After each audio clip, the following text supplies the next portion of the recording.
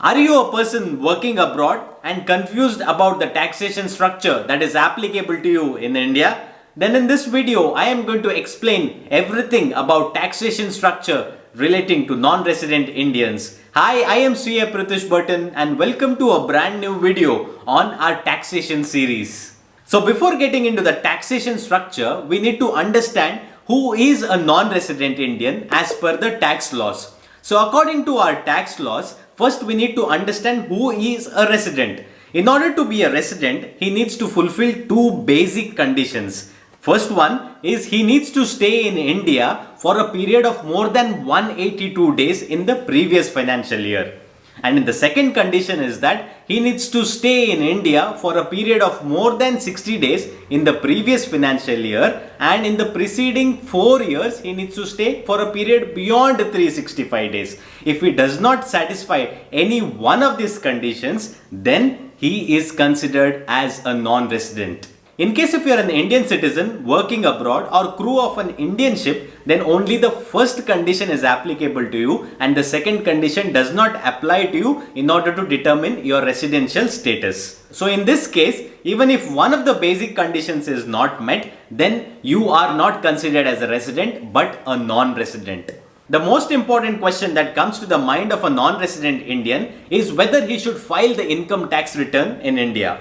Yes, you need to file the income tax return in India in the following conditions. The first one is, in case if you have income from all the taxable sources in India and the total income is beyond 2.5 lakh rupees, then you need to file your income tax returns in India. And also, if your current account deposits in the previous financial year, the current account deposits in the previous financial year is more than rupees 1 crore, and if your electricity bill in the previous financial year is more than rupees 1 lakh, then in these conditions you need to file your tax returns compulsory. In addition to this, NRIs also earn interest from NRO deposits. In this case, the TDS at the rate of 30% would be deducted. So most of them do not file your tax returns even if your income or the interest is below 2.5 lakh rupees, and then you do not get the TDS refund to your bank account. So that is why filing your tax returns is very important to claim the TDS. And also there has been an increasing trend for NRIs to invest in stock markets. So in this case, you would have received dividends and there would be TDS on that. And also you would have incurred some losses. So in this case, in order to claim the losses for set off, then you need to file your tax returns within the due date. So what are the various sources under which a non-resident Indian is taxable is, first one is salary. In case if you are earning salary and rendering your service abroad, then there is no problem at all. But in case if you are rendering your service in India, then it is completely taxable irrespective of where you are receiving the amount. The second head under which a non-resident Indian is taxable is your income from your house property, which is applicable to most of the non-residents because you would have let out your house property in India and you would be receiving rent out of it. So in that case, you will need to file your income tax returns provided your income exceeds 2.5 lakh rupees, and in that case your 70% will only be taxed under the Indian Income Tax Act because 30% is allowed as standard deduction, and this is same in case of residents as well.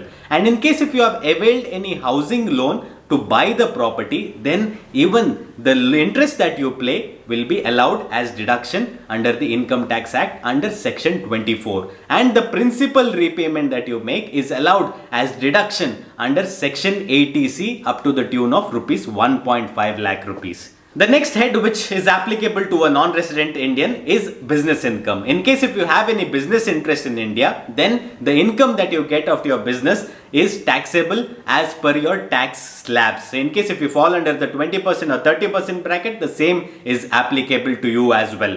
And the next important aspect or the next important head for a non-resident Indian is income from your capital gains. So when a non-resident Indian sells a property or a capital asset, that could be a residential house property, a commercial property, selling mutual funds, shares, bonds, then there will be a capital gains that is applicable on such profit. So in that case, you need to file your returns and also pay the applicable taxes. And the last head and the very important head is other sources. So this is where, as I already mentioned, that you do not file your tax returns and you do not claim your TDS, because 30% interest would be deducted on your NRO deposits. So in that case, file your returns and claim back the TDS within the due date of filing your tax returns. And there is no problem, there is no requirement of any hesitation to file your income tax returns at all, because filing your income tax return is the right thing to do. And do not panic, because you will not get under scrutiny, because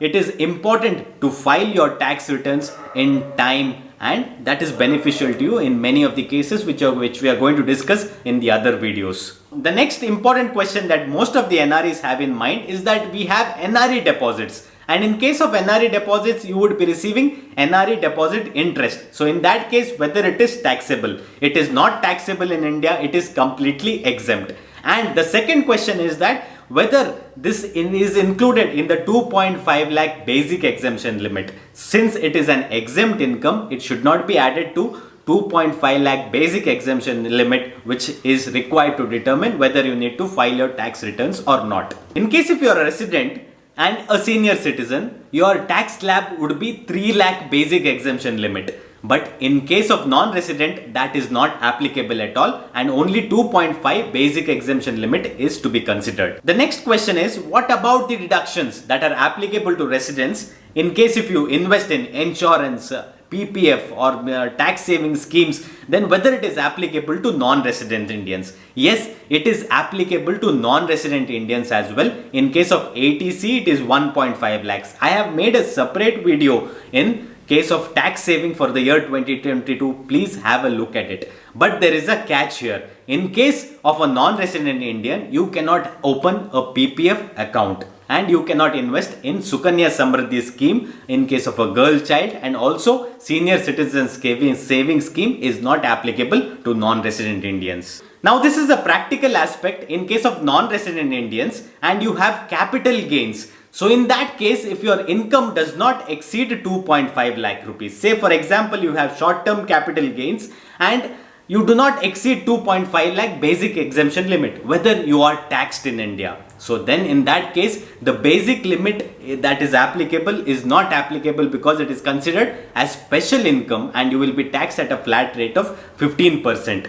And in case of long-term capital gain as well, if your income from long-term capital gains in case of shares exceed rupees 1 lakh, then you will be taxed at the rate of 10%. So here, this is a special income. That is why it is not considered for basic exemption limit. So to all my non-resident friends, thank you very much for watching this video. And these are the very simple aspects that I have covered in this video. And I am going to cover more complicated issues and practical issues in my upcoming videos, especially for non-resident Indians. So till then, thank you very much and happy investing.